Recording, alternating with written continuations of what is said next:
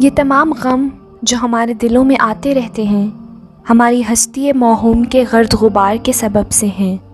چھوٹی چھوٹی تکالیفوں پر بے صبری نہ کرو۔ اگر تکالیف کو گوارا کر لو گے تو یاد رکھو کہ کل موت کو بھی خدا آسان کر دے گا۔ مرد خدا کی مثال بینائی کی سی ہے، بس تم ہی بتاؤ کہ بینائی کھلی اچھی یا دولت کے حجاب میں ڈھکی ہوئی۔ مال و دولت مند کو اپنے عیوب کے چھپانے کے لیے ایسی ہے جیسے سر کے لیے ٹوپی۔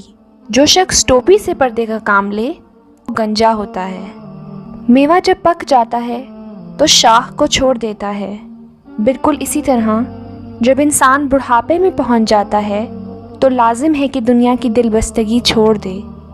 اگر انسان بڑھاپے کو پہنچ کر بھی دنیا سے بدستور و وابستگی قائم رکھتا ہے تو گویا میوہ پکنے کے بعد بھی کچا کا کچا رہا اور خراب ہو گیا۔